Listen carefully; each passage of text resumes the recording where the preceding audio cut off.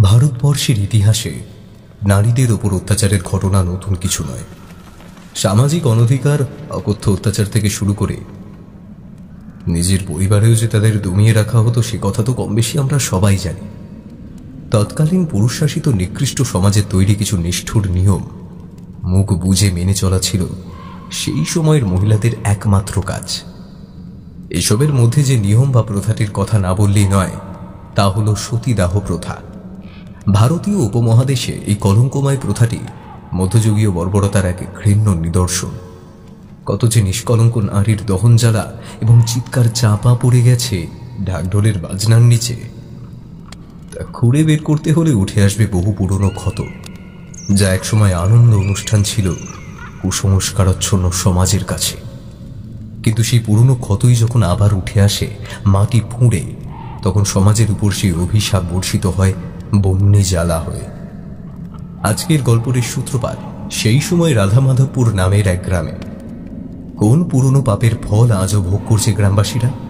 গ্রামের ওই পরিত্যক্ত কুয়োটি বা কোন নির্মম ঘটনার সাক্ষী? শুনুন কালীকিঙ্কর তান্ত্রিকের মুখে সেই গ্রামে কাটানো তার অভিজ্ঞতার কাহিনী। গল্পপাঠ ও গল্পের সূত্রধার আমি ব্রতদীপ। অন্যান্য চরিত্রে পার্থ, শাগ্নি, সায়র, ইন্দ্রনীল, আকাশ, সৌরভ, বুবাই ও বর্ষা। শুরু হচ্ছে আজকের বিশেষ গল্প। প্রখ্যাত লেখিকা সঞ্চারী চক্রবর্তী চ্যাটার্জির কলমে সপ্ততন্ত্র সিরিজের দ্বিতীয় গল্প কালীকিঙ্কর তান্ত্রিক ও বন্যী জ্বালা।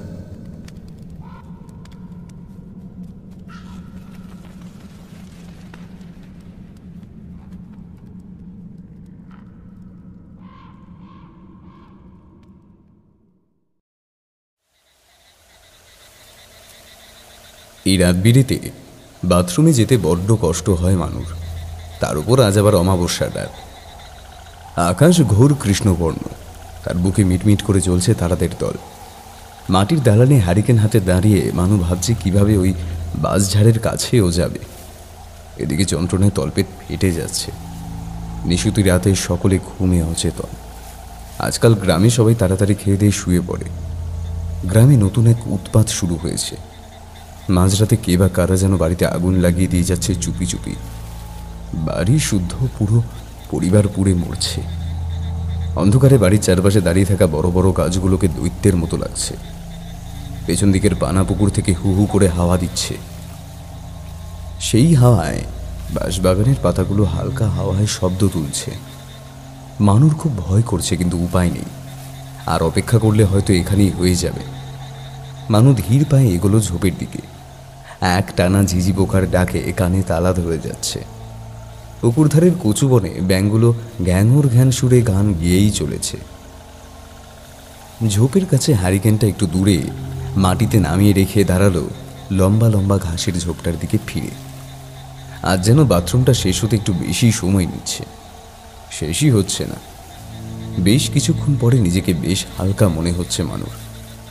প্যান্ট আটকে পেছনে ফিরে হ্যারিকেন নিতে যাবে, তখনই শুনল সরসর শব্দ। সাপ নয় তো? এদিকটায় সাপের উপদ্রব বড্ড বেশি।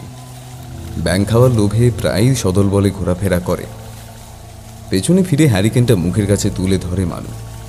ঝোপ থেকে কিছু যেন বেরিয়ে আসছে। কি ওটা? কালো মতো মুরগি নাকি বিড়াল? কেমন যেন এক পায়ে লাফিয়ে লাফিয়ে আসছে। এত দ্রুত আসছে যে দেখে মনে হচ্ছে এখনই যেন ওর গায়ে উঠে পড়বে। মানু কি করবে বুঝতে না পেরে নিজের পায়ের কাছ থেকে একটা আধলা ইট ছুঁড়ে মারল জন্তুটাকে লক্ষ্য করে। জন্তুটা অবিকল মানুষের স্বরে আর্তনাদ করে পিছিয়ে গেল। তারপর আগের থেকে আরও বেশি ক্ষিপ্রতার সঙ্গে তেড়ে গেল মানুর দিকে। হ্যারিকেনের আলো আধারিতে জন্তুটাকে রক্তাক্ত কালো একটা মাংসের দলার মতো দেখতে লাগছিল। মানু ভয়ে হতচকিত হয়ে হ্যারিকেনটাই ছুঁড়ে মারল প্রাণীটাকে লক্ষ্য করে। হ্যারিকেনটা অত জোরে আছাড় খেয়ে ভেঙেই গেল। কেরোসিন পড়ে ঝোপটাতে আগুন লেগে গেল। দাউ দাউ করে জ্বলে উঠল পুরো ঝোপটা। সেই আগুনের আলোয় মানু দেখল কিছুক্ষণ আগে দেখা সেই প্রাণীটা একটা আগুনের গোলার মতো গড়িয়ে গড়িয়ে ঝোপে ঢুকে গেল। তারপর একটা জ্বলন্ত মানুষের অবয়ব নিয়ে উঠে দাঁড়ালো। ভয়ঙ্কর সেই দৃশ্য। একটা নারী দেহের সমস্ত অংশ দিয়ে আগুন ঝরছে। তার চুলগুলো আগুনের শিখার মতো লকলক করে হাওয়ায় উঠছে। সে একবার ফিরে তাকালো মানুর দিকে। কি বিভৎস সেই দৃষ্টি! তারপর সেই জ্বলন্ত মানবী নিজের দুই হাত দুই দিকে প্রসারিত করল পাখির ডানার মতো। তারপর একটা পা ভাঁজ করে আর একটা পায়ের সাহায্যে মাটিতে ধাক্কা দিয়ে স্প্রিংয়ের মতো উড়ে গিয়ে পড়ল মানুদের বাড়ির উপর। মুহূর্তে আগুন ধরে গেল খড়ের চালায়। পুরো বাড়িতে আগুন লেগে দাউ দাউ করে জ্বলে উঠল। মানু এতক্ষণ স্থির মূর্তির মতো দাঁড়িয়ে দেখছিল সবকিছু। এখন হঠাৎ তার হুঁশ ফিরল। তার মনে পড়ল বাড়ির ভেতরে মা, বাবা, ছোট্ট বোন, দুই দাদা, কাকি, কাকা, তাদের ছেলেমেয়েরা, আর এছাড়াও বয়স্ক ঠাকুমা রয়েছে। তারা তো সবাই পুড়ে মারা যাবে। কথাটা মনে হতেই মানু দিক বিদিক জ্ঞান শূন্য হয়ে ছুটল বাড়ির দিকে।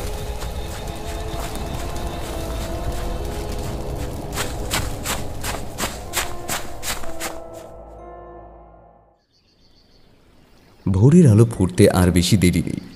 প্রতিদিন ব্রাহ্ম মুহূর্তে প্রায় 1 ঘন্টার পথ পেরিয়ে গঙ্গার জলে স্নান করতে যাওয়া কালী কিঙ্কর গাঙ্গুলির বহু পুরনো অভ্যেস। গঙ্গার জলে ডুব দিয়ে প্রথম ওঠা সূর্যের দিকে ফিরে হাত জড়ো করে স্তবের মাধ্যমে দিনের শুভারম্ভ করেন। সারা জীবন ভবঘুরের মতো কাটিয়ে এতদিনে একটু থিতু হয়ে বসেছেন তিনি। বিয়ে থা করেননি। গাঙ্গুলি বাড়িতে ভাইদের সংসারেই থাকেন। সারা দিন পূজা অর্চনা আর চণ্ডীমণ্ডপে আড্ডা দিয়ে বেশ কেটে যাচ্ছে তার। এছাড়াও গ্রামের কেউ বিপদে পড়লে তাদের সাহায্য করার জন্য সবার আগে তিনিই এগিয়ে যান।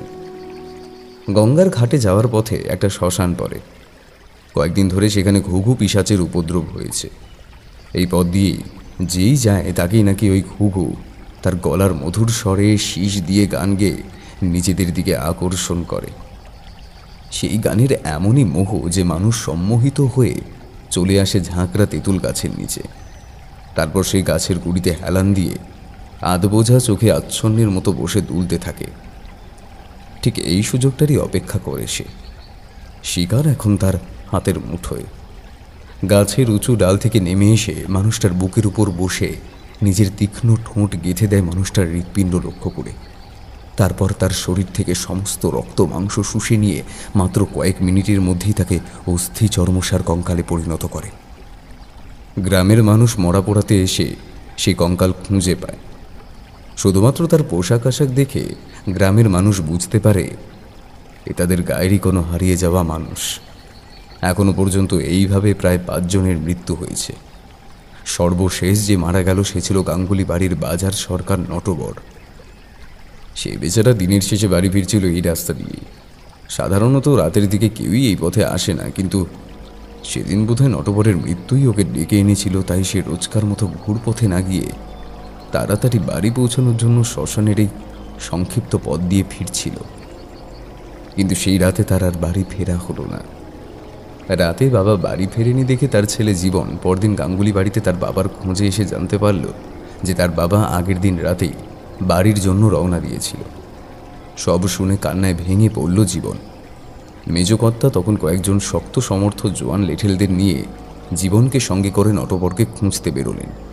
সারা গ্রাম তন্ন তন্ন করে খুঁজেও যখন কোথাও নটবরকে পাওয়া গেল না, তখন সবাই বলল, বলছি কি যে এই শ্মশানটা একবার ঘুরে দেখলে হতো নি মেজকর্তা? কথাটা যে কালীকিঙ্কর গাঙ্গুলিও ভাবেননি তা নয়, তবু মনে একটা ক্ষীণ আশা ছিল হয়তো ওই পথে নাও যেতে পারে নটবর। কিন্তু গ্রামবাসীদের আশঙ্কাই সত্যি হলো। শ্মশানের ঝাঁকড়া তেঁতুল গাছটার নিচে পড়ে রয়েছে একটা কঙ্কাল, আর তার দিকে জুলু জুলু চোখে তাকিয়ে রয়েছে একটু দূরে দাঁড়িয়ে থাকা শিয়ালের দল। কঙ্কালের পরিহিত জামা কাপড় দেখে স্পষ্ট বোঝা যায় এই নটবর ছাড়া কেউ নয়। এমনকি গলায় ঝুলতে থাকার উপর চেনটা অবধি তার পরিচয় দিচ্ছে। কাঁদতে কাঁদতে জীবন ঝাঁপিয়ে পড়তে যায় তার বাবার উপর, কিন্তু কালীকিঙ্কর বাবু তাকে জড়িয়ে ধরে বাঁধা দেয়। তারপর নিজের ঝোলাটা কাঁধে ফেলে এগিয়ে যায় মৃতদেহের দিকে। ঝোলা থেকে এক মুঠো ছাই নিয়ে বিড়বিড় করে মন্ত্র পড়ে ছুঁড়ে মারে কঙ্কালটার দিকে। তারপর একটা নখের মতো কিছু দিয়ে কঙ্কালের মাথা থেকে পা অবধি বুলিয়ে সেই নখটা নদীতে ভাসিয়ে দিলেন। তারপর কাঠ জড়ো করে নটবরের কঙ্কালের দাহ কার্য শেষ করলেন। যখন এই সমস্ত কাজ সারছিলেন, তখনই কালীকিঙ্কর গাঙ্গুলির চোখ পড়ে তেঁতুল গাছের আড়ালে লুকিয়ে থাকা ঘুঘু পাখির দেহধারী ওই ভয়ানক পিশাচের দিকে। তখনই মনে মনে ঠিক করে নেন পরবর্তী কর্তব্য। আজই ওই পিশাচের শেষ দিন। বিশাল আম্বন পেরিয়ে কালীকিঙ্কর গাঙ্গুলি যখন শ্মশানে পৌঁছলেন তখন ভোরের আলো ফোটেনি। পাশে বয়ে যাওয়া নদীর কুলুকুলু শব্দ শোনা যাচ্ছে। চারপাশ ভালো করে দেখে নিয়ে তেঁতুল গাছের তলায় একটা মানুষের পায়ের হাড়, যেটাকে ডাক্তারি ভাষায় বলে ফিমার বোন, তা দিয়ে মাটির উপর একটি গোল বৃত্ত কাটলেন। সেই বৃত্তের উপর ছড়িয়ে দিলেন ছাইয়ের গুঁড়ো। এটা যে সে ছাই নয়, এ হলো 5টা বিশেষ লক্ষণযুক্ত দাঁড় কাকের মাথা পুড়িয়ে তৈরি করা ছাই। তারপর 4 কোণে 4টে হাড় পুঁতে মাঝখানে কাঠের আগুন জেলে যজ্ঞ শুরু করলেন। তখনই শুনতে পেলেন গাছের উপর থেকে তীক্ষ্ণ শীষের আওয়াজ। অদ্ভুত আকর্ষণী ক্ষমতা সেই সুরে, যে কেউ মুহূর্তে মহাবিষ্ট হয়ে পড়বে তা শুনে। এবার কালীকিঙ্কর তান্ত্রিক জ্বলন্ত যজ্ঞের কুণ্ডের ভেতরে হাত ঢুকিয়ে বের করলেন পোড়া কাঠ। তারপর সেই কাঠে ফুঁ দিতেই বেজে উঠল এক করুণ সুর। সেই সুরের মাদকতায় আশেপাশের প্রকৃতি স্থির হয়ে গেল। শুধু কালীকিঙ্কর গাঙ্গুলির মাথার উপরে গোল হয়ে দ্রুত গতিতে উড়তে থাকলো একটা ঘুঘু পাখি। ঠিক এই সময় কালীকিঙ্কর 2 হাত তুলে নিজের মাথার উপরে ঘুরতে থাকা ঘুঘুটাকে নিজের বজ্র মুষ্টিতে আটক করে নেন। তারপর 2 হাত দিয়ে তার মাথা কুঁচড়ে ধর থেকে আলাদা করে ছুড়ে দেন যজ্ঞের আগুনে। ছটফট শব্দে সেই পাখিটার দেহ ফেটে গেল। আগুনের শিখা থেকে বেরিয়ে এলো একটা সাদা আবছায়া অবয়ব। কালীকিঙ্কর তান্ত্রিক সেই অবয়বটিকে নির্দেশ করলেন, আমি পিশাচ সিদ্ধ কালীকিঙ্কর তান্ত্রিক তোকে আদেশ করছি এই মুহূর্তে আমার হাতে রাখায় ঘটে প্রবেশ করতে। সেই ছায়ামূর্তি এক চুল না নড়ে আগুনের উপরেই দাঁড়িয়ে রইল। এবার কালীকিঙ্কর তান্ত্রিক রেগে গিয়ে এক মুঠো চূর্ণ ছুঁড়ে দিল। চূর্ণ ছুঁড়তেই সেই ছায়ামূর্তি এসে প্রবেশ করলো কালীকিঙ্কর তান্ত্রিকের হাতে রাখা মাটির ঘটের ভেতর। এবার সেই মাটির পাত্র নিয়ে কালীকিঙ্কর চললেন শ্মশানের পাশ দিয়ে বয়ে চলা নদীর দিকে। তারপর এক হাতে সেই মাটির পাত্র নিয়ে খুব সাবধানে সাঁতরে চললেন নদীর মাঝখানে। তারপর এক ডুবে নদীর তলদেশে পৌঁছে সেখানে পুঁতে দিলেন মাটির ঘরটিকে। নরকের পিশাচ ফিরে গেল নরকেই। রূপদীপ তখন সদ্য লাল হতে শুরু করেছে। স্বামীর আগমন বার্তা দিতে আকাশে পদার্পণ করেছে সূর্যদেবের স্ত্রী উষা।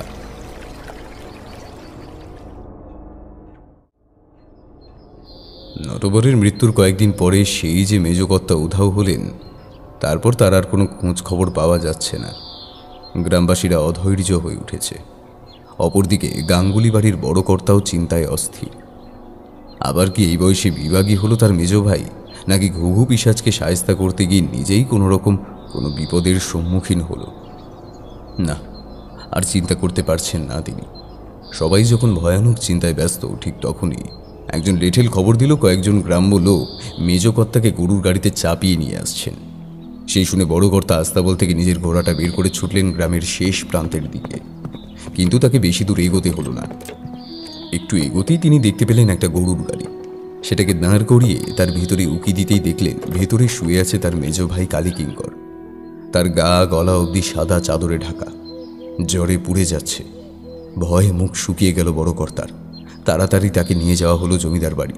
তারপর তাকে শুইয়ে দেওয়া হলো বিরাট বড় এক পালঙ্কে। জ্বরের ঘরে মেজকর্তা ভুল বকছেন।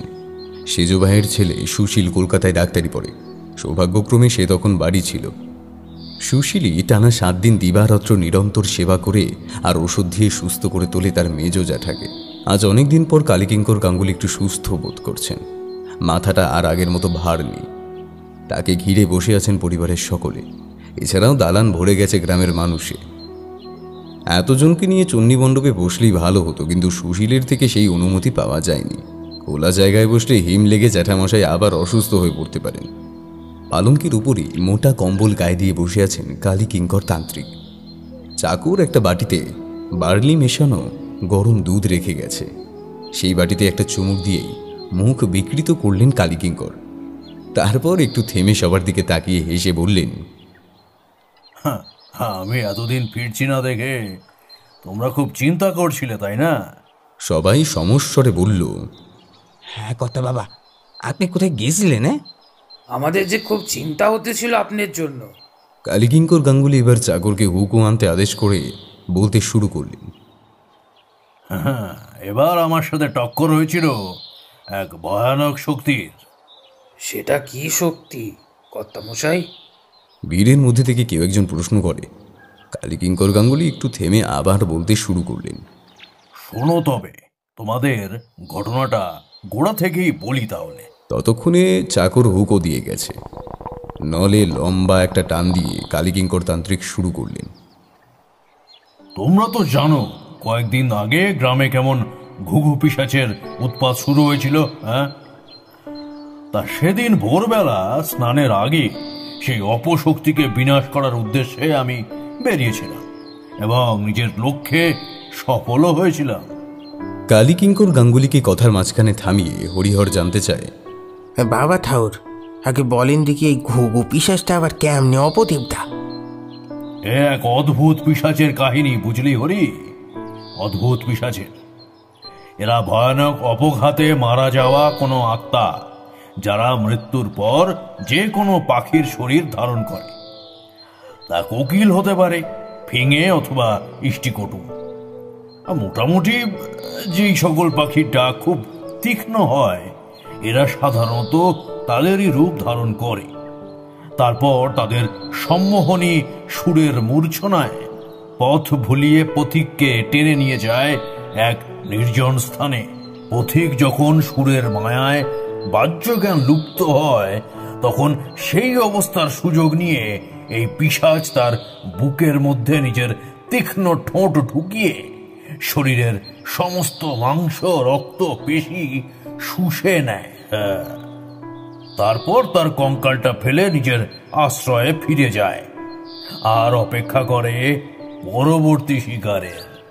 গালে হাত দিয়ে করিম জানতে চায়, তা আপনারে দেখতে পেয়ে সে গাইল না কর্তা বাবা? গিয়েছিল নিশ্চয়ই। আমি কানে ভালো করে তুলো গুঁজে তারও স্বরে চেঁচিয়ে গান গাইতে গাইতে যাচ্ছিলাম তো, যাতে সেই সুর আমার কানে না ঢোকে। তাই আমায় কাবু করতে পারেনি বেটারা। এসে ওঠেন কালীকিঙ্কর গাঙ্গুলি। এই জন্যই বলি, আমাদের বাবা ঠাউরে বুদ্ধির কোনো তুলনা হয়নি খো। হরিচাষি গদ গদ স্বরে বলে, তা সেই পিশাচকে একটি মাটির পাত্রে বন্দি করে জলের তলায় পুঁতে 3 ডুব দিয়ে সূর্য প্রণাম করলাম। প্রণাম সেরে ভেজা কাপড়ে ঘাটে উঠছি, দেখি 3-4 জন লোক আমার পায়ের উপর হুমড়ি খেয়ে পড়লো। বলল, বাবা ঠাকুর আমাদের বাঁচান, বাবা ঠাকুর আমাদের বাঁচান। আমি শশব ব্যস্ত হয়ে তাদের 2 হাতে তুলে ধরে বলি, আরে আরে কি করছো তোমরা? পা ছাড়ো, ওঠো ওঠো। তা তোমরা কারা হে? কোন গ্রামে বাস তোমাদের? দেখে তো এই গ্রামের ঠাওর হচ্ছে না। তখন তাদের মধ্যে থেকে একজন মোড়ল গোত্রীয় লোক 2 হাত জোড় করে কাঁদো কাঁদো গলায় বলল, আমরা আসতেছি সেই রাধা মাধবপুর থেকে। শেষে এইবার অপদেবদার কোপে গেরাম উজার হয়ে যেতে বসেছিল, সেবার আপনি সাক্ষাৎ দেবতার মতো আমাকে উদ্ধার করিলেন।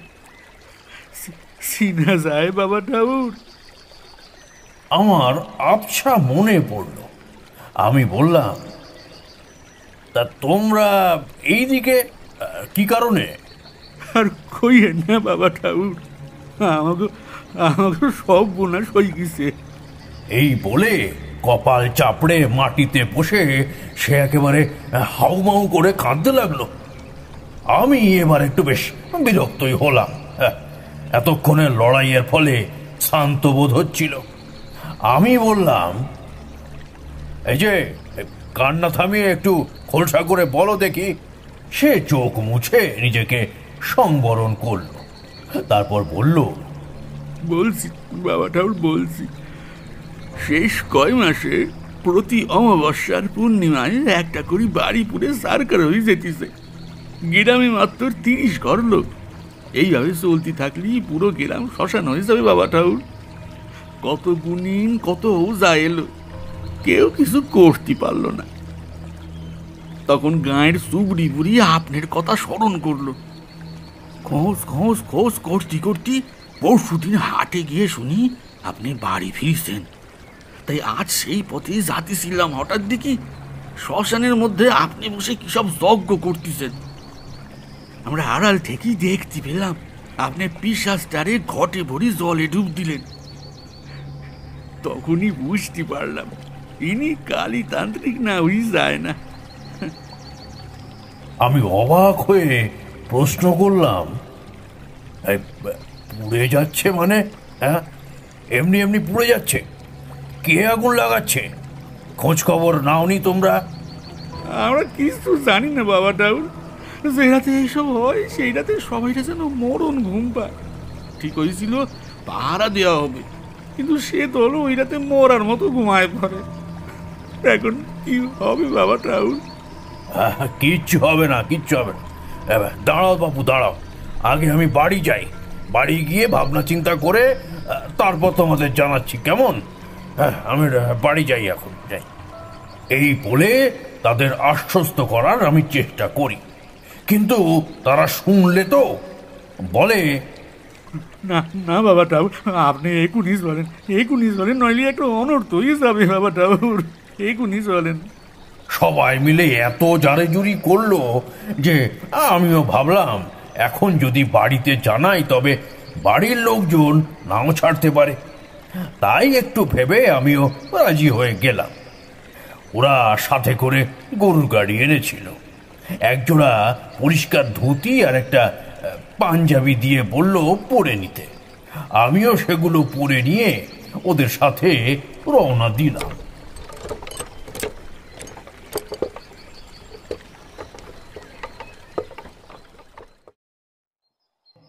এটা কোন গ্রামে যোগত্তা? ভিড়ের মধ্যে থেকে প্রশ্ন ভেসে এলো। আমাদের গায়ের পাশ দিয়ে যে ফুলি নদী বয়ে চলেছে, হ্যাঁ, সেই নদী ধরে একদম সোজা পূব দিকে গেলেই রাধা মাধবপুর। সেখানকার কথাই তোমাদের বলছি।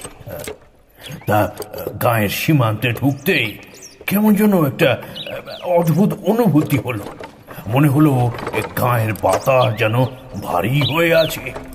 অত বড় বড় গাছ, অথচ এক ফোঁটা হাওয়া নেই, গুমোট আবহাওয়া।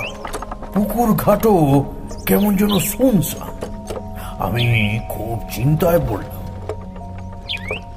গরুর গাড়ি থেকে নেমে চারপাশ দেখছি, হঠাৎ দেখি লাল শালু পরা জটাজুটোধারী একজন লোক এই আমার সামনে লাফিয়ে এসে দুই হাত জোর করে গাইতে লাগলো, এবার কালি তোমায় খাবো, ডাকিনি যোগিনী দুটো হয়ে তরকারি বানায় খাবো। কি মজা, কি মজা, তোদের সকলকে খাবে, সে সকলকে খাবে। এই বলে পাগলের মতো হাততালি দিয়ে সে নাচতে লাগলো। তার সারা গায়ে ধুলো ময়লা মাখা। এই বলে কয়েকজন তেড়ে গেল তার দিকে। বুঝলাম এ কোনো পাগলই হবে। আমি তার পাশ দিয়ে সামনে হেঁটে চললাম। পাগলটা তখন হাসতে হাসতে মাটিতে লুটোপুটি খেতে খেতে দুই হাতে তালি বাজিয়ে বলে চলেছে,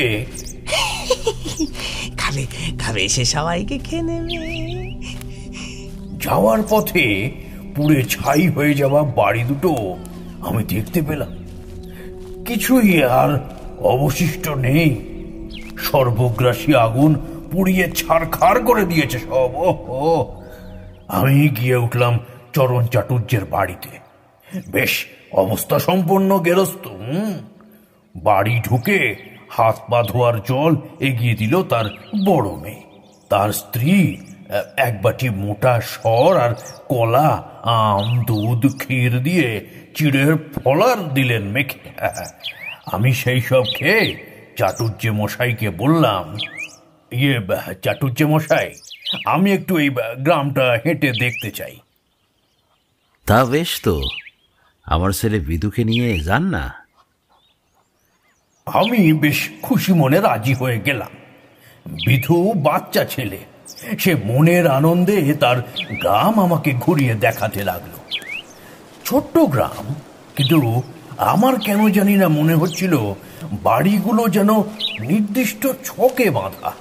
আমি উঁচু একটা আম গাছের মগডালে উঠে বসে ওপর থেকে দেখলাম বাড়িগুলোর মধ্যে আমি যদি অদৃশ্য সরল রেখা টানি তবে দেখতে পাবো 3টি করে বাড়ি নিয়ে এক একটি ত্রিভুজ গঠিত হয়েছে। হ্যাঁ, এমনটা কেন তা বুঝতে পারলাম না বটে, তবে আবিষ্কার করলাম যে বাড়িগুলি আগের তিথিতে পুড়েছে সেইগুলোকে অদৃশ্য সরল রেখা দিয়ে যোগ করলে একটি ত্রিভুজ সৃষ্টি হবে। হ্যাঁ, তেমনি একটি ত্রিভুজের 2টি বাড়ি পুড়েছে, কিন্তু একটি বাড়ি এখনো জীবিত। আমার হিসাব যদি ঠিক হয় তবে পরবর্তী তিথিতে ওই বাড়িতেই আগুন লাগবে। গাছ থেকে নেমে এসে বিধুকে জিজ্ঞাসা করলাম, আচ্ছা, ওই বাড়িটা কার? এটা তো দিনু কাকার বাড়ি। দিনু কাকা কুমোর মানুষ। এই গায়ে সমস্ত মাটির পাত্র এতদিন এই 3 ঘর থেকেই যেত, তবে এখন ওই 2 ঘর পুড়ে যেতে দিনু কাকার ঘাড়েই সব দায়িত্ব এসে পড়েছে। বয়স্ক মানুষ একা পেরে ওঠেন না, তাই ওর পরিবারের সকলে মিলে একসাথে এখন রাত দিন ওই কাজই করে। আপনি যাবেন জ্যাঠামশাই ওর বাড়ি? আমি একটু ভেবে বললাম, যাব, তবে এখন নয়। এই বলে এগিয়ে চললাম।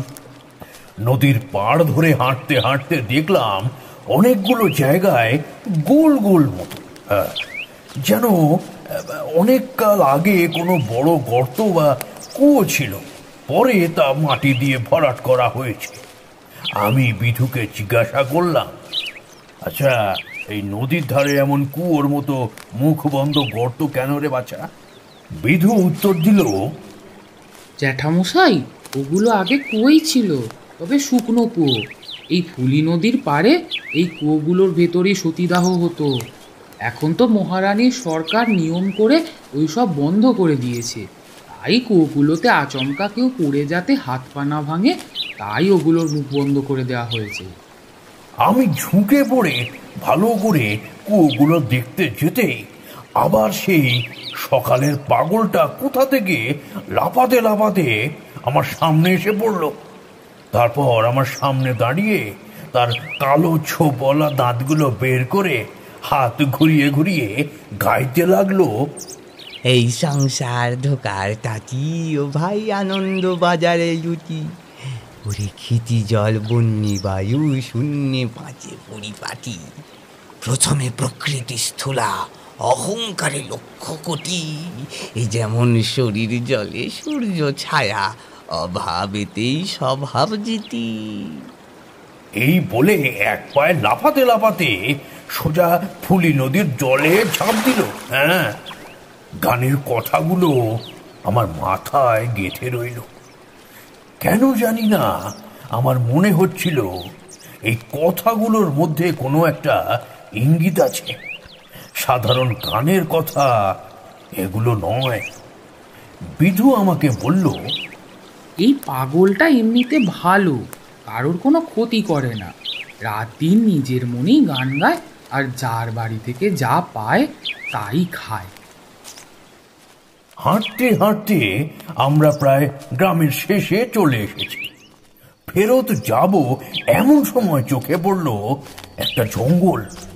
সেই জঙ্গলের মধ্যে দিয়ে বেশ কিছুটা হেঁটে এসে দেখলাম একটা বহু পুরনো অশ্বত্থ গাছ। তার মোটা মোটা ঝুড়ির আড়ালে একটা মন্দির। বহু পুরনো সেই মন্দিরের গা থেকে চুন সুরকি বেরিয়ে পড়ে প্রায় কঙ্কালসার দশা। মন্দিরের বন্ধ দরজা ঠেলে ঢুকে পড়লাম। ভেবেছিলাম জঙ্গলের ভেতরে পরিত্যক্ত এই মন্দিরের ভেতরে হয়তো অনেকদিন অপব্যবহারের ফলে নোংরা হয়ে থাকবে, কিন্তু ভেতরে ঢুকে আমি তো তাজ্জব। ঝকঝকে পরিষ্কার মন্দিরে এক ফোঁটা নোংরা নেই। মন্দিরের মাঝখানের বেদিতে মা কালীর মূর্তি, কিন্তু এ আমাদের আনন্দময়ী শ্যামা নন, এ যে ডাকাত কালী। ওরে বাবা, কি ভয়ানক রূপ তার! কুচকুচে কালো রূপের মধ্যে সব থেকে ভয়ানক হলো বিস্ফারিত চোখ দুটো, টকটকে লাল জিহ্বা থেকে যেন টাটকা রক্ত ঝরছে, কষের দুই দাঁত রক্তে লাল।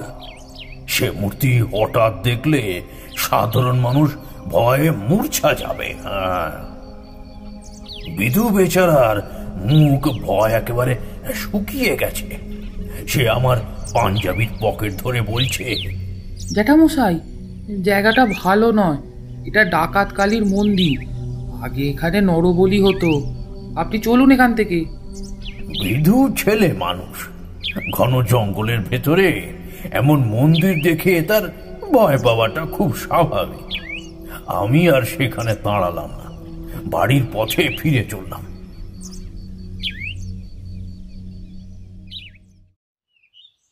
দুপুরে চাটুর্যে মশাইয়ের গৃহে খাওয়া দাওয়ার বেশ জাঁকজমকপূর্ণই হলো। শালি ধানের 117 চালের ভাত, দুধ, শুক্তো, কলাইয়ের ডাল, 5 রকমের ভাজা আর 3 রকমের মাছ, এবং সব শেষে 1 বাটি ঘন দুধ। কে একেবারে বড় একখানা ঢেকুর তুলে আবার নদীর ধারে গিয়ে বসলাম। সুন্দর বাতাস বইছে, সেই হাওয়ায় গাছের গুড়িতে হেলান দিয়ে বোধহয় একটু জীবনী এসে গিয়েছিল। হঠাৎ দেখি আমার সামনে কয়েকটা শকুন দাঁড়িয়ে আছে। আমায় বোধহয় মৃত ভেবেছিল। আমি উঠে তাদের তাড়াতেই তারা উড়ে গিয়ে একটু দূরে সরে বসল। তারপর একটা শকুন গাছের উপর থেকে উড়ে এসে একটু দূরে মাটির উপর বসল। তাকে দেখা দেখি বাকি শকুনগুলো সেখানে গিয়ে জড়ো হলো। কিছুক্ষণের মধ্যেই সেখানে একটা শকুনদের জটলা তৈরি হয়ে গেল। আমার কেমন জানি একটা সন্দেহ হল, আর আমি সেই সন্দেহ হতেই একটা গাছের শুকনো শক্ত ডাল কুড়িয়ে সেখানে হাজির হলাম। হাতের ডালটা দিয়ে শকুনগুলো তাড়াতেই জায়গাটা ফাঁকা হয়ে গেল। এরপর আমি যা দেখলাম,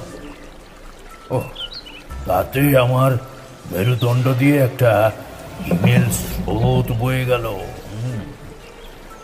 একটা গভীর কুয়ো, তবে শুকনো। ভেতরে জমে আছে প্রচুর শুকনো লতা পাতা। তাদের উপরে জড়ো করে রাখা হয়েছে অজস্র মরা শকুন। তবে শকুনগুলোকে স্তূপ করে রাখা হয়েছে একটা নির্দিষ্ট বৃত্তের আকারে। বৃত্তের মাঝখানে রয়েছে একটা সিঁদুর মাখানো কালো কাপড়, আর তার উপর লম্বা লম্বি করে রাখা কোনো মহিলার চুলের গোড়া থেকে কেটে নেওয়া 2টি বিনুনি। বিনুনি দুটো এমন ভাবে একে অপরের উপর রাখা রয়েছে যে দেখে মনে হচ্ছে যেন একটা কাঁটা চিহ্ন। বিনুনি দুটো যেখানে একে অপরকে অতিক্রম করেছে, সেই সংযোগ স্থলে রাখা আছে একটি কালো বিড়ালের মাথা। বিড়ালটার কপালে শুকিয়ে যাওয়া রক্ত তিলক, গলায় জবার মালা। বিড়ালটার চোখগুলো খোলা, সবুজ রঙের মণি দুটো যেন ঠিকরে বেরিয়ে আসতে চাইছে। ও বাবা, সে কি দৃশ্য! কেউ কোনো কঠিন উপাচার করেছে সেখানে, সেটা আমি বুঝতে পারলাম, কিন্তু ঠিক কোন উপাচার কিছুতেই ভেবে কোনো কুল কিনারা আমি করে উঠতে পারলাম না। সেদিন সন্ধ্যেবেলা দাওয়ায় বসে তামাক খাচ্ছি, তখন চাটুর্যে মশাইয়ের কাছে নদীর পাড়ে দেখা বুঝে যাওয়া কুয়োগুলোর কথা তুললাম। বিধুর দিদি চন্দ্রা ভেতরের ঘর থেকে 1 ধামা মুড়ি, তাল পাটালি আর কয়েকটা ক্ষীরের নাড়ু দিয়ে গেল। ধামা থেকে মুড়ি নিয়ে গালে ফেলে চাটুর্যে মশাই বললেন, ওগুলো কুয়ো নয় গাঙ্গুলি মশাই, ওগুলো হলো মহাতীর্থ সতীক্ষেত্র। এই গাঁয়ের কত কত পুণ্যবতী নারী ওখানে সতী হয়েছে জানেন? ওই জায়গা বড় পবিত্র। তবে আজ অনেক বছর তো সরকার নিয়ম করে ওইসব বন্ধ করে দিয়েছে। তাই আমরা গাঁয়ের লোকেরা সকলে মিলে সিদ্ধান্ত নিয়েছিলাম ওই কুয়ো বন্ধ করে দেওয়ার। কবে কে ওই খাদে পড়ে মরে টরে যায় তাই আর কি। আমি বললাম, তা সে বন্ধ হয়েছে তো প্রায় অনেক বছর আগে। এখন ওই কুয়োগুলোর মধ্যে একটা খোলা রেখেই বা কার কি লাভ? উনি অবাক হয়ে বললেন, খোলা? কই না তো, সব কটা কুয়োই তো বুঝিয়ে দেওয়া হয়েছে। না, নদীর উপরের দিকে যে পিপুল গাছটা আছে তার নিচে যে কুয়ো রয়েছে সেটা খোলা। আমি আজ দুপুরে সেটা নিজের চোখে দেখে এসেছি। কথাগুলো বেশ জোর দিয়েই বললাম আমি, যদিও উপাচারের কথাটা ইচ্ছা করেই চেপে গেলাম। চাটুর্যে মশাইয়ের মুখটা দেখলাম সাদা কাগজের মতো ফ্যাকাশে হয়ে গেল মুহূর্তের মধ্যে। তিনি তোতলে তোতলে বললেন, ও ওই কুয়োটা, ওটা তো আন্নাকালীর কুয়ো। আন্নাকালীর কুয়ো? সেটা আবার কি? অবাক হয়ে প্রশ্ন করলাম আমি। চাটুর্যে মশাই মাথা নিচু করে রইলেন কিছুক্ষণ, তারপর কাঁপা কাঁপা গলায় বলতে শুরু করলেন, আন্নাকালী ছিল এই গাঁয়েরই মেয়ে। তার বিধবা মা পোয়াতি অবস্থায় শাখা সিঁদুর খুইয়ে এই গাঁয়ে তার দাদার বাড়িতে ওঠে। তারপর এখানেই তার জন্ম হয়। মা ও মেয়ে দাদার সংসারে উদয়াস্ত খাটে, তার বদলে 2 বেলা খেতে পড়তে পায়। এই অবধি সব ঠিকই ছিল। গন্ডগোলটা পাকলো অন্য জায়গায়।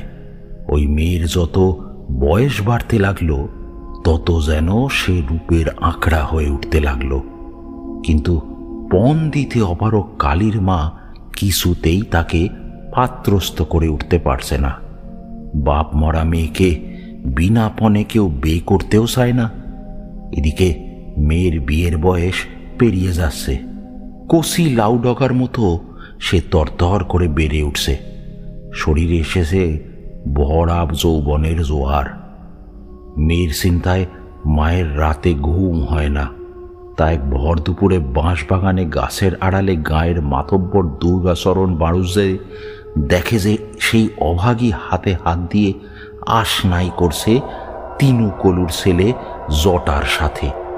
সেই দেখে তো বাড়ুজে মশাইয়ের মাথায় রক্ত উঠল। তিনি সেই দিনই বুড়ো বটতলায় বিচার সভা বসালেন। বামুনগড়ের সমস্ত মেয়ে কিনা শেষে কলুর ছেলের সাথে দিনে দুপুরে হাত ধরে। ছা ছা ছা ছা ছা, মা গো, কি অনাচার, কি অনাচার! এই জন্যই তো দেশটা উচ্ছন্নে গেল। দিঙ্গি মেয়ে মানুষ সে কিনা দিনে দুপুরে এমন কাজ করে বেড়াচ্ছে। এর একটা শাস্তি বিধান করা উচিত।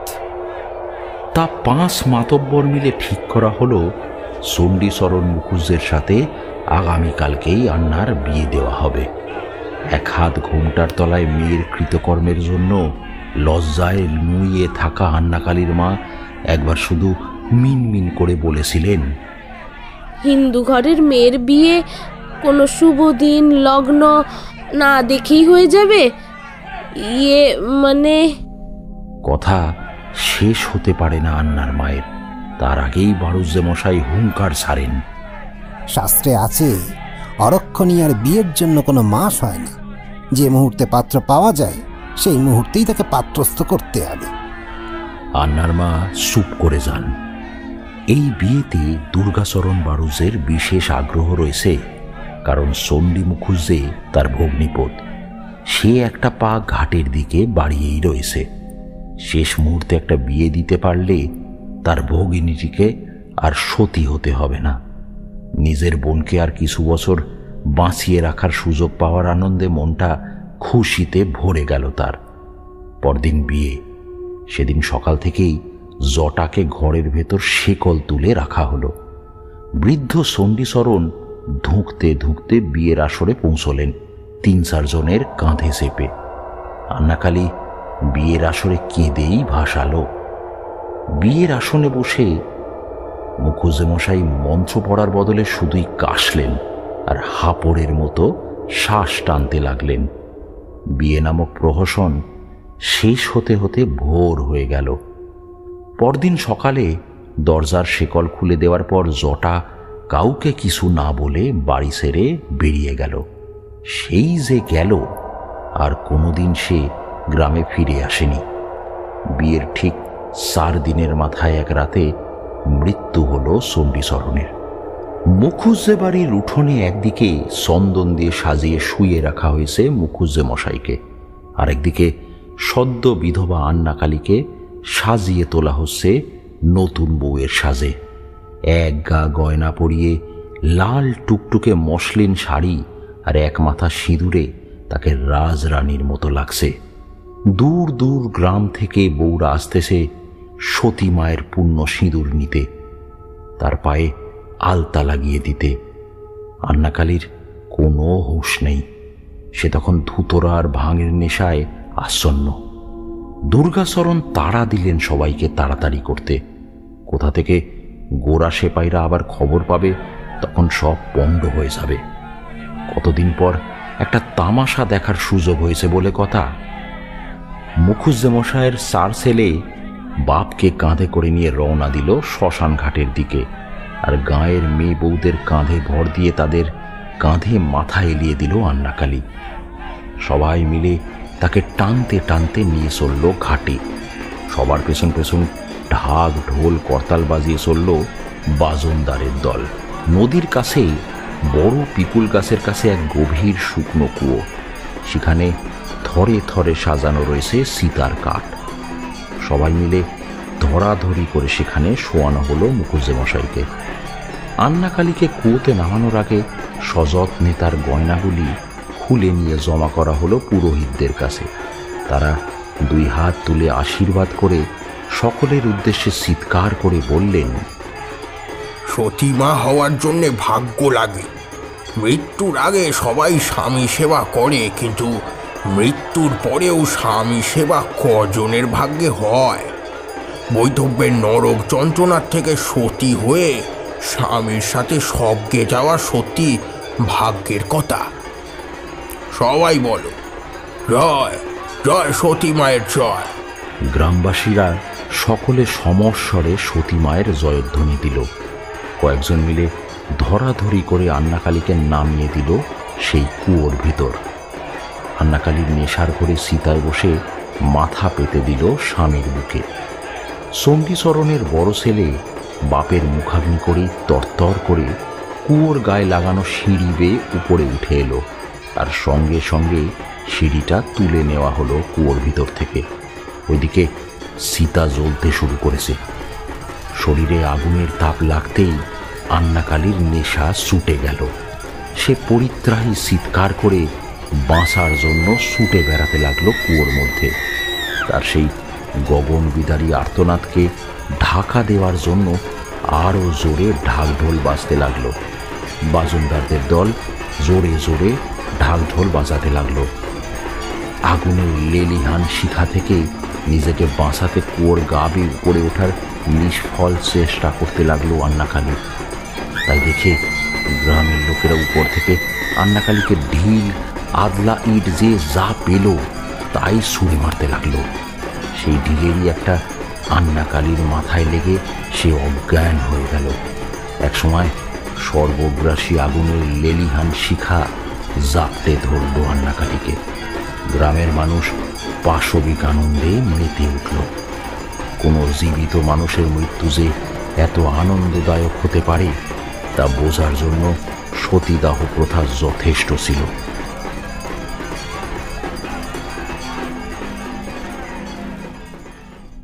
যাই হোক, তারপর আবার গায়ের স্বাভাবিক জীবনযাত্রা চলতে লাগলো।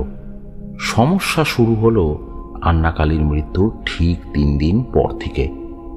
সেদিন ছিল ঘোর কৃষ্ণপক্ষের রাত। দুর্গাচরণ পাশের গায়ে গেছিলেন পৈতের নিমন্ত্রণ খেতে।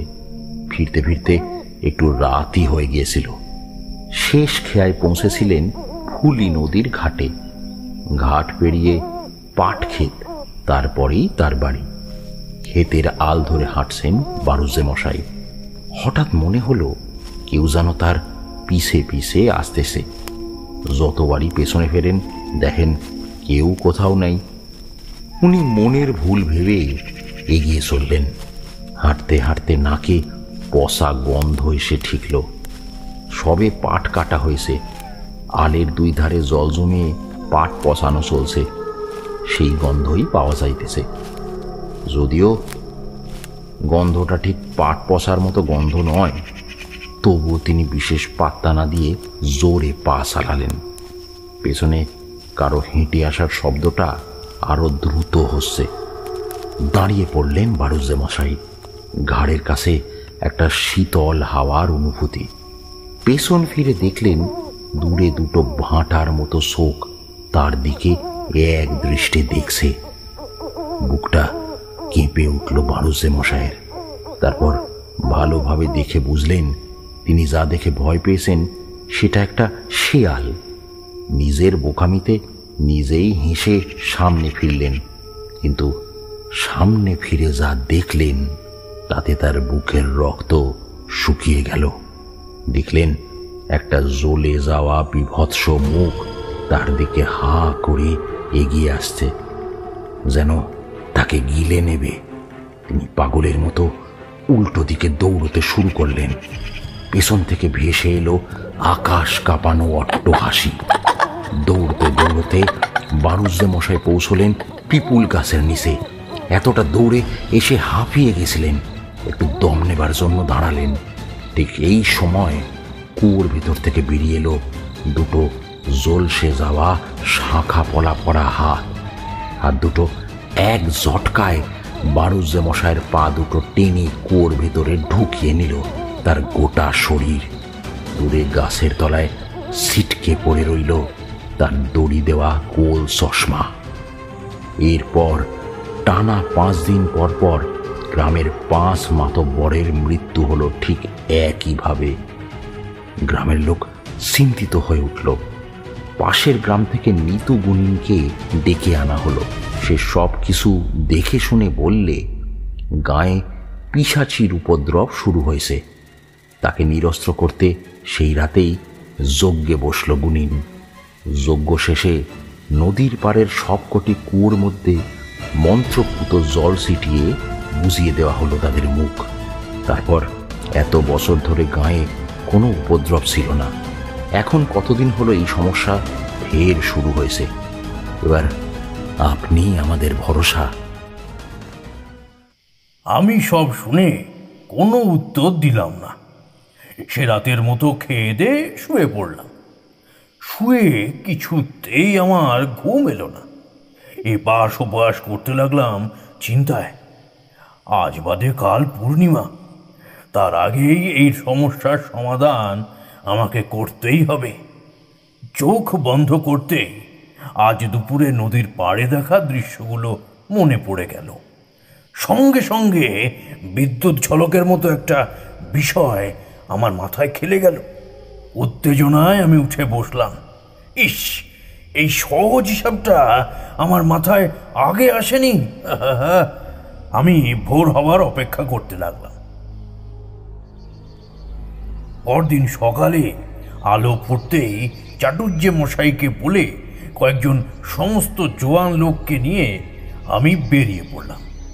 তারপর প্রতিটি বাড়ির উঠোনে খোঁড়াখুঁড়ি শুরু করা হলো এবং আমার সন্দেহকে সত্যি করে পাওয়া গেল সেই মহার্ঘ বস্তু। এতটা বলে থামলেন কালীকিঙ্কর গাঙ্গুলি। ঘরে উপস্থিত সবাই চুপ, কৌতূহলপূর্ণ দৃষ্টিতে তাকিয়ে আছে কালীকিঙ্কর গাঙ্গুলির দিকে। একটা পিন পড়লেও তার শব্দ শোনা যাবে এতটাই নিস্তব্ধতা বিরাজ করছে চারিদিকে। একটু জল খেয়ে কালীকিঙ্কর আবার বলতে শুরু করলেন, প্রত্যেকটি বাড়ি থেকে সেই বস্তুটি সংগ্রহ করে আমরা আন্নাকালীর কুয়োতে নিক্ষেপ করলাম। তারপর তাতে আগুন জ্বালিয়ে কুয়োর ভেতরের সমস্ত জিনিস পুড়িয়ে মন্ত্র পড়ে কুয়োটাকে বেঁধে দিলাম।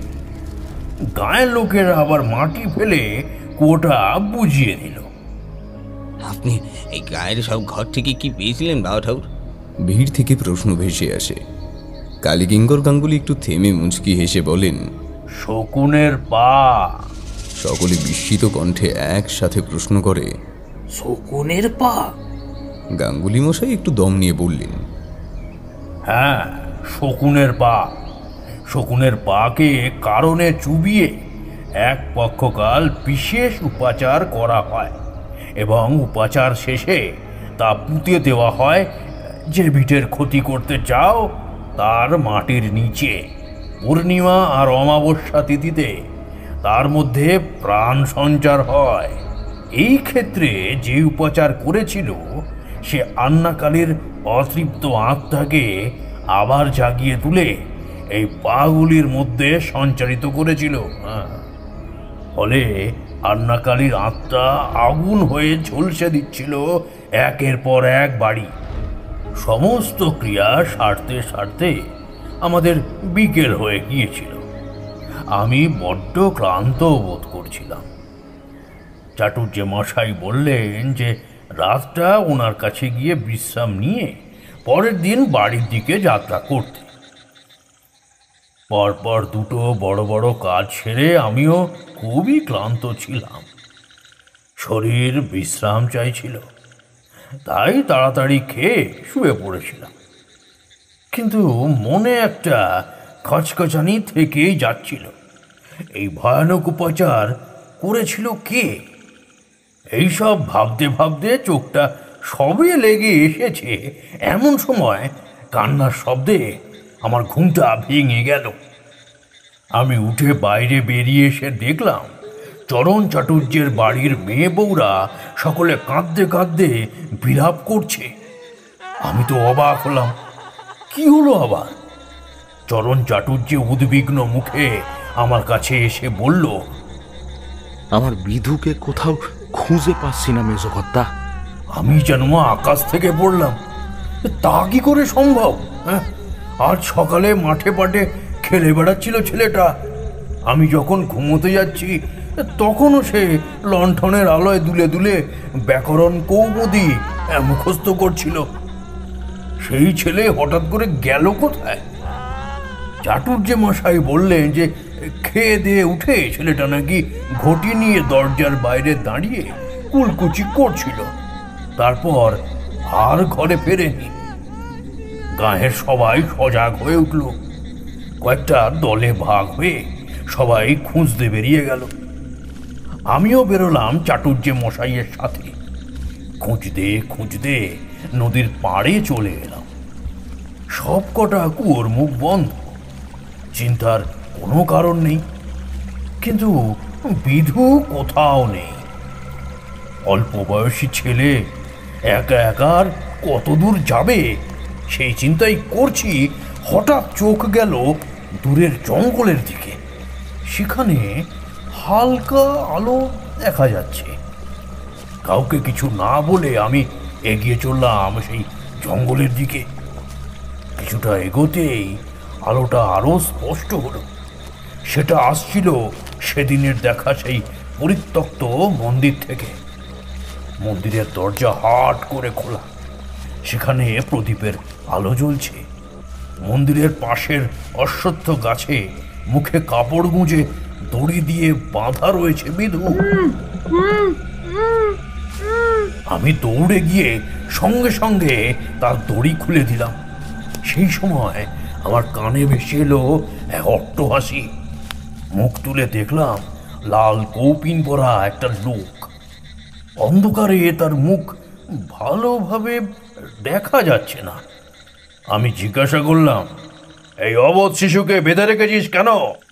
সে হাসি থামিয়ে জ্বলন্ত দৃষ্টিতে আমার দিকে তাকিয়ে বলল, ওটা তো টোপ, আসল শিকার তো তুই। আজ পূর্ণিমা তিথিতে তোকে আমার মায়ের পায়ে বলি দেব। কথা বলার ফাঁকে আমি বিধুর বাঁধন খুলে দিতেই সে দৌড়ে পালালো।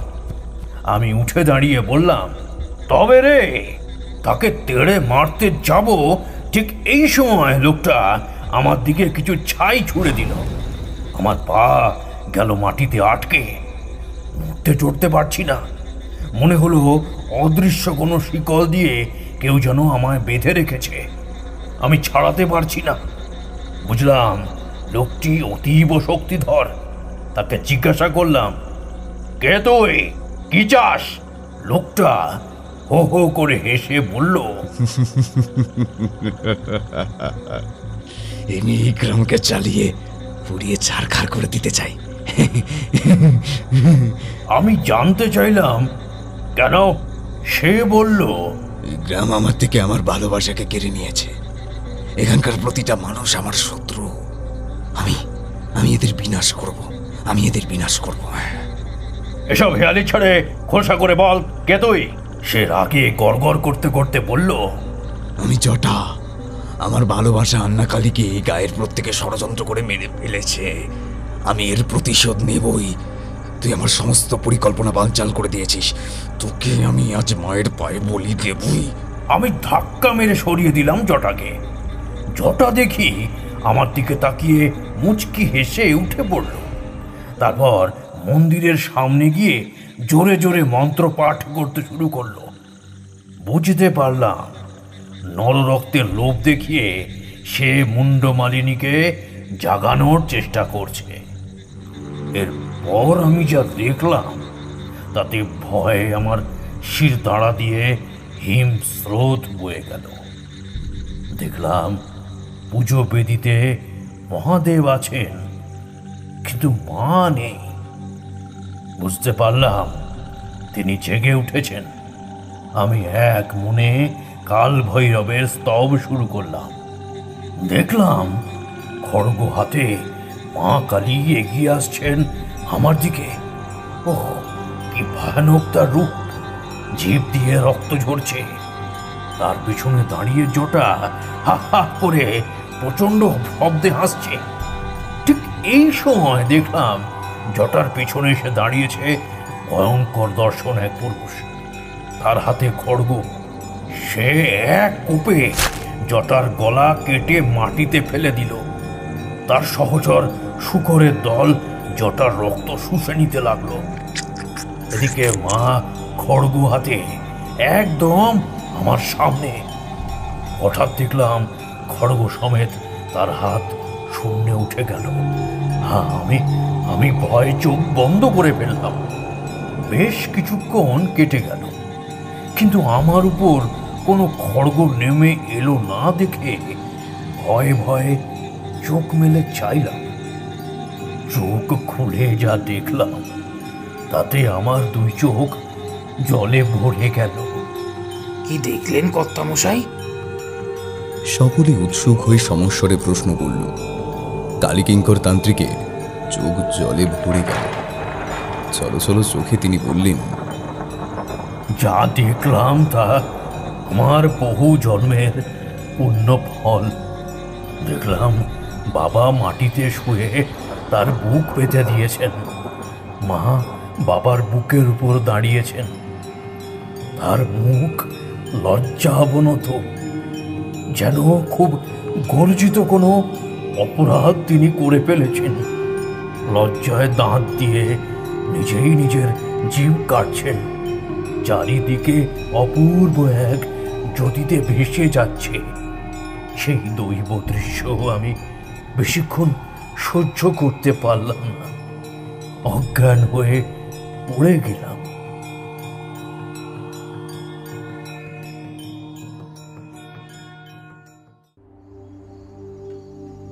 এর অনেকক্ষণ পরে বিধু গিয়ে গ্রামের লোকেদের ডেকে আনলো। তারা আমায় তুলে নিয়ে এলো। একটু দূরে জটার কাটা মুন্ডুটা পড়েছিল। প্রদীপের আলোয় ভালো করে জটার মুখ দেখে সবাই অবাক। এ কি? এ যে দেখি সেই পাগলটা যে সারাদিন গাঁয়ের মধ্যে কালীর গান গেয়ে নেচে বেড়াতো। সবার কাছে পরিষ্কার হলো তার মানে সে পাগল সেজেই দিনের বেলা গাঁয়ে কি হচ্ছে না হচ্ছে খোঁজ নিত, আর রাত্রে ডাকাত কালী মন্দিরে উপাচারে বসত। সে এসেছিল নিজের প্রেমিকার প্রতিশোধ নিতে। তার উদ্দেশ্য ছিল রাধা মাধবপুরকে নিশ্চিহ্ন করে দেওয়া। সেই মতো সমস্ত পরিকল্পনা করে কাজও শুরু করে দিয়েছিল সে। কিন্তু মুশকিলটা হলো এমন সময় আমি এসে পড়াই। তাই সে যেন তেন প্রকারেণ আমায় তাড়ানোর বন্দোবস্ত করতে লাগলো। কিন্তু যখন সে দেখলো আমি তো গেলামই না, উল্টে তার সমস্ত পরিশ্রম বন্ডুল করে দিলাম, তখন সে আমায় বলি দেওয়ার পরিকল্পনা করেছিল। এই অবধি বলে থামলেন কালীকিঙ্কর গাঙ্গুলি। সবাই স্তব্ধ। এবার কালীকিঙ্কর গাঙ্গুলির মাথার বালিশ টেনে শুতে শুতে বললেন, সব তো শুনলে, এবার তোমরা এসো দেখি বাবু। আমার বড্ড ক্লান্ত লাগছে, টানা 7 দিন জ্বরে ভুগে শরীর আর দিচ্ছে না। আমি একটু ঘুমাবো, তোমরা এখন এসো। সবাই ধীরে ধীরে ঘর থেকে বেরিয়ে গেল। কালীকিঙ্কর চোখ বুঝলেন। মাথার দিকের জানলা দিয়ে ভেসে আসছে ঠান্ডা বাতাস। পুকুর পাড়ের লাল মাটির রাস্তা দিয়ে একতারা বাজিয়ে গান গাইতে গাইতে চলেছে সুলেমান ফকির।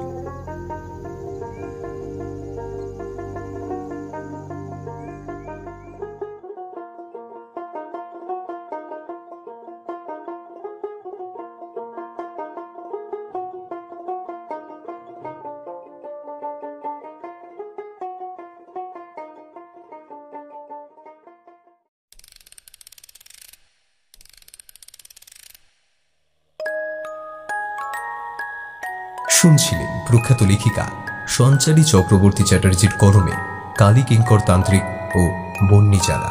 সম্পাদনা এবং কাস্টিংয়ে সৌরভ এবং শ্রেয়া। পরিচালনা ও ভিডিওর ভিজুয়াল এফেক্টসে সৌরভ। এডিটিংয়ে দ্য কণ্ঠ এবং সায়র। পোস্টার ডিজাইনে কৃষ্ণেন্দু মণ্ডল।